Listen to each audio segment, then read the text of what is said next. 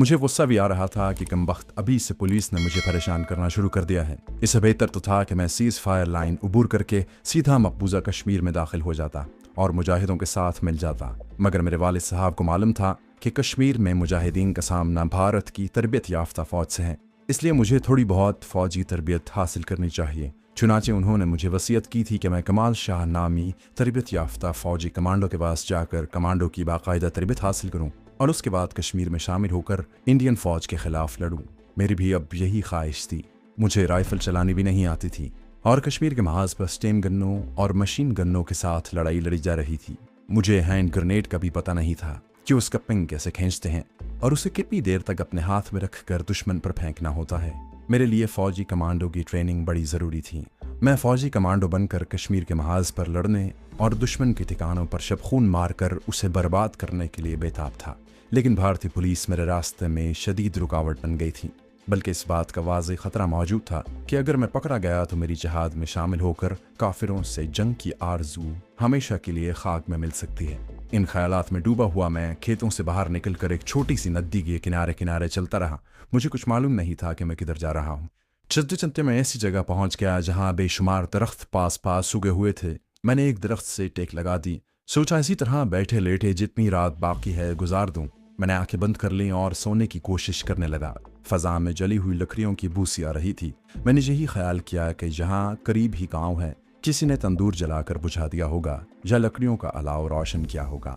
मैं सिमट समटा कर दरख्त से टिक लगाकर आंखें बंद किए नीम दराज था और सिवाय नींद के और किसी चीज़ के बारे में नहीं सोच रहा था। मुझ पर कुछ देर हल्की गुनूद की तारी हो गई। मैं नींद की आगोश में ही था कि किसी चींटी ने मुझे काटा और मैं एक झटके के साथ उठ बैठा।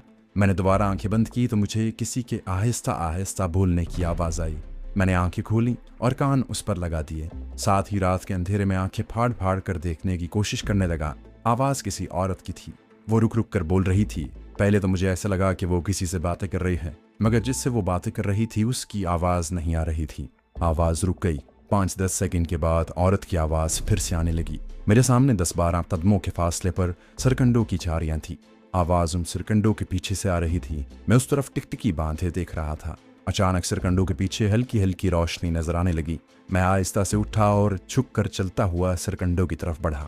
मैं मालूम करना चाहता था कि ये औरत कौन है। मैं सरकंडों के पास बैठ गया और बड़ी एहतियात से 2-4 सरकंडों को हाथों से एक तरफ हटाकर दूसरी तरफ देखा। दूसरी तरफ मुझे छोटा सा चबूतरा नजर आया जो जमीन से 1-2 फुट ऊंचा था। उस चबूतरे के एक जानिब मिट्टी का दिया जल रहा था। उस दिए की रोशनी में मैंने एक औरत को देखा जो दोनों हाथ जोड़कर कुछ पढ़ते हुए चबूतरे के चक्कर लगा रही थी।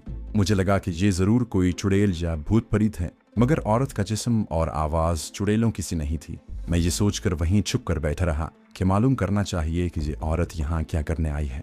औरत चबूतरे के गिर्द कुछ चक्कर लगाने के बाद रुक गई।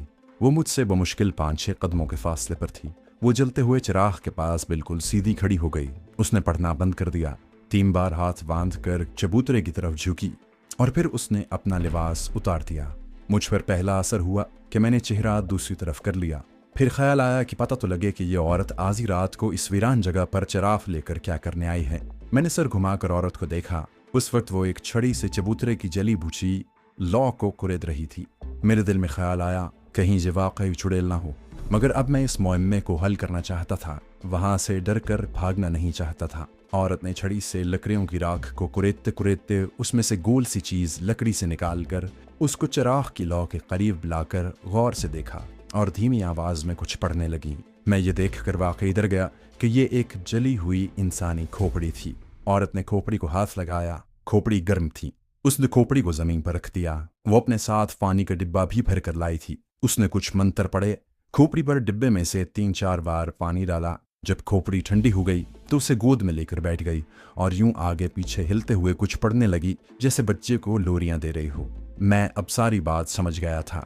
ये मरघट या शमशान भूमि थी जहां हिंदू सिख अपने मुर्दों को जलाते थे। ये औरत वहां रात के वक्त चिल्ला काटने आई थी। जाहिर है वो किसी करीबी गांव की औरत थी। मेरे दिमाग में एक स्कीम आई। मैं सरकंडों में से निकलकर अचानक उसके सामने आ गया। मुझे देखकर उस औरत की चीख निकल गई। उसने जल्दी से खोपड़ी फेंकी और जमीन पर पड़ी हुई कमीज उठाकर अपने आगे कर ली। मैंने मुंह दूसरी तरफ करते हुए कहा, मैं तुझे कुछ नहीं कहूंगा मगर जल्दी से कपड़े पहन ले। औरत ने जल्दी से कपड़े पहन लिए। वो हाथ जोड़कर कहने लगी, भगवान के लिए किसी को न बताना कि मैं यहाँ आई थी। मैंने कहा, तू यहाँ ये सब कुछ क्या कर रही थी और ये खोपड़ी किसकी है? औरत ने बताया कि वो एक हिंदू है। 5 साल हुए उसकी शादी हो गई मगर औलाद नहीं हुई। किसी साधु ने उसे बताया था कि अगर वो किसी कमारी लड़की के जले हुए मुर्दे की खोपड़ी आधी रात को अपनी गोद में लेकर एक खास मंत्र का जाप करेगी तो उसकी गोद हरी हो जाएगी। चुनाचे ये औरत जो साथ वाले गांव की थी वहां औलाद के लिए चिल्ला करने आई थी। उसे पता चला था कि शाम को इस गांव की एक कंवारी लड़की मर गई है और उसे जला दिया गया है।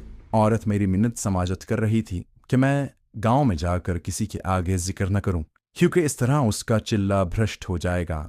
मैंने उसे कहा, फिक्र न करो, मैं किसी को नहीं बताऊंगा क्योंकि मैं खुद यहाँ परदेसी हूँ, लेकिन मेरी एक शर्त है। औरत ने पूछा, क्या? मैंने कहा, मुझे ये बताओ कि ये इलाका कौन सा है और लुधियाने को जाने के लिए मुझे किस तरफ जाना है। फिर मैंने उसे बताया कि मेरी बस निकल गई थी और मैं यूं ही खेतों में चलता हुआ रास्ता भूल गया हूँ। औरत ने कहा कि तुम बड़ी दूर निकल आए हो।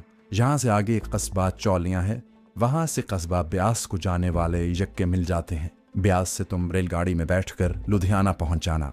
वो एक बार फिर हाथ जोड़ने लगी, मेरा जिक्र किसी गैर आदमी से भी ना करना, नहीं तो मेरा औलाद की खातिर चिल्ला भ्रष्ट हो जाएगा। मैंने कहा, मैं वादा करता हूँ मैं अपने किसी दोस्त से भी इसका जिक्र नहीं करूंगा।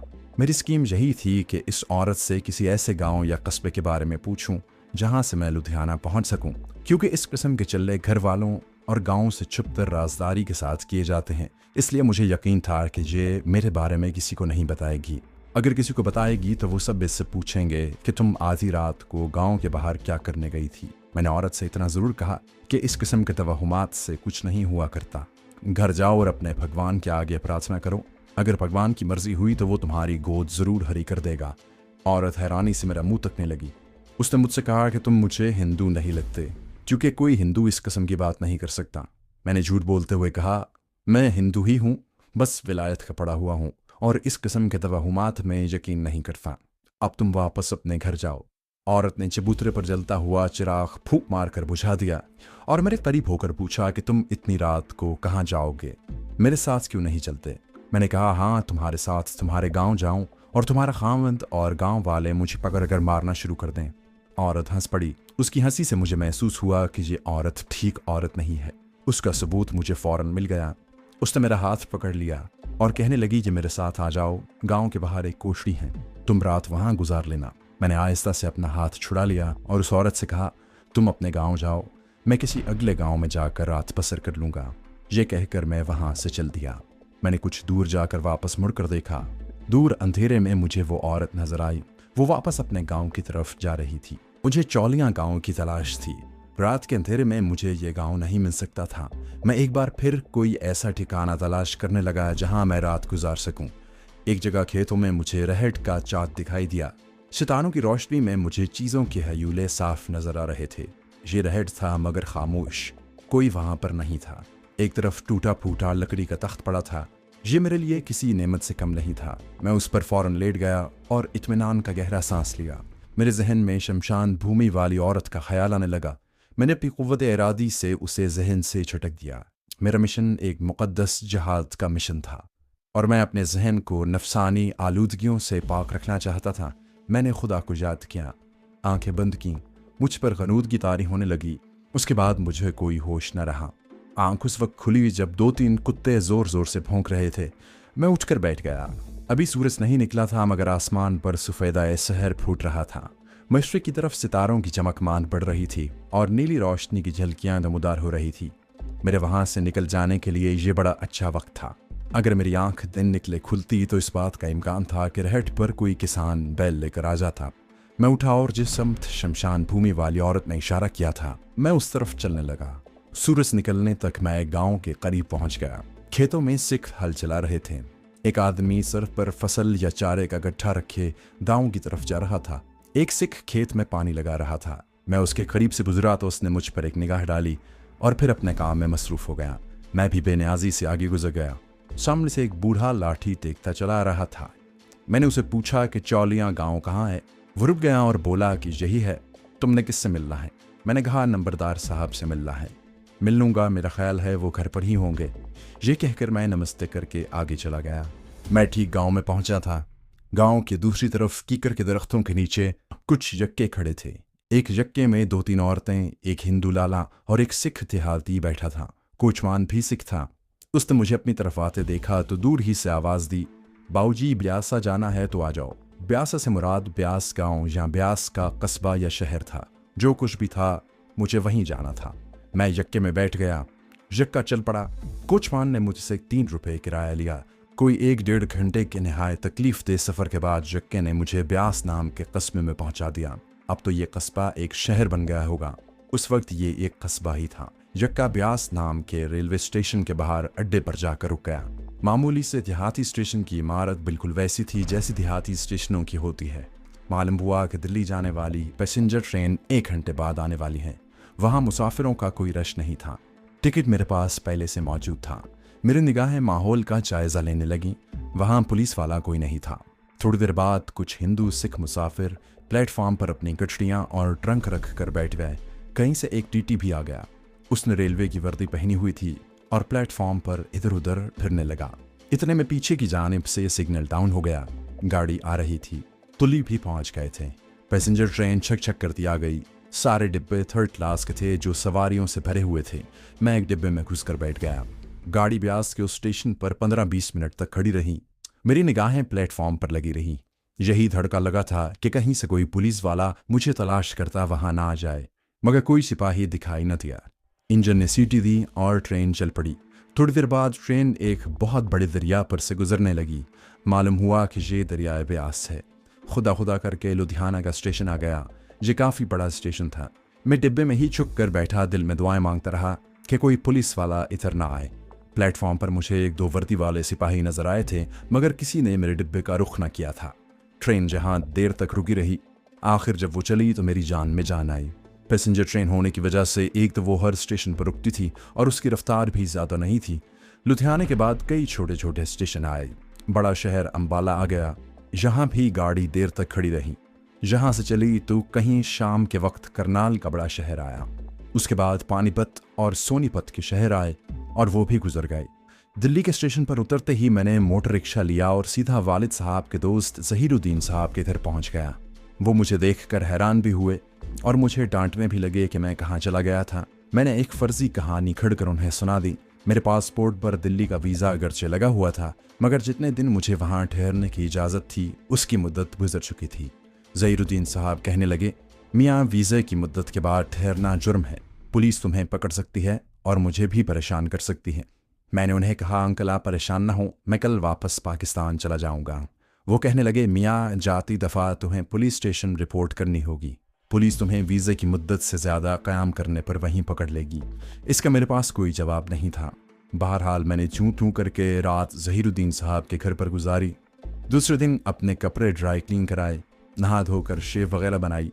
जितने इंडियन करेंसी के नोट मेरे पास बाकी रह गए थे उनमें से कुछ एक पाँव की जुराब में छुपाए, कुछ जैकेट की जेब में, पासपोर्ट के साथ रखिए।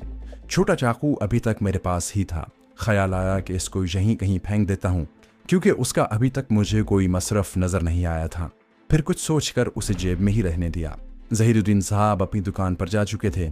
मैं भी कुछ देर बाद उनके मकान से निकल आया। अगरचे मेरे पासपोर्ट पर दिल्ली का वीज़ा लगा हुआ था, मगर जो कानूनी मुद्दत वहाँ क़याम की मुझे हासिल थी वो पूरी हो चुकी थी और अब मैं गैर कानूनी तौर पर इंडिया में रह रहा था। मगर मैंने कोई परवाह न की और सीधा रिक्शा पकड़कर रेलवे स्टेशन पहुंच गया। ये एक मोटर रिक्शा था और इस पर जर्द और नीला रंग किया हुआ था। स्टेशन पर से मैंने अपनी गाड़ी के बारे में मालूम किया। इंक्वायरी क्लर्क हिंदू खातून थी जिसने माथे पर तिलक लगाया हुआ था। उसने मुझे बताया कि दोपहर को एक गाड़ी बम्बई जाएगी। वो पैसेंजर ट्रेन है, हर स्टेशन पर ठहरेगी। शाम के 6:15 बजे बम्बई एक्सप्रेस का टाइम है। रन थ्रू गाड़ी है। मैं पैसेंजर ट्रेन से तंग आया हुआ था। मैंने बम्बई एक्सप्रेस पकड़ने का फैसला किया। उस औरत ने मेरे दरियाफ्त करने पर मुझे बताया कि ये ट्रेन दूसरे दिन दोपहर के बाद होशंगाबाद पहुंचेगी। मैं वापस ज़हीरुद्दीन साहब के मकान पर या उनकी दुकान पर आने की बजाय सीधा बादशाही मस्जिद पहुंच गया। ये मेरे नज़दीक सबसे महफूज जगह थी। मुझे यकीन हो गया था कि दिल्ली में मेरे पीछे खुफिया पुलिस का कोई आदमी नहीं लगा हुआ। ये सारा मुसलमानों का इलाका था। वहीं दोपहर के वक्त मैंने एक होटल में खाना खाया। उसके बाद वापस मस्जिद में आ गया।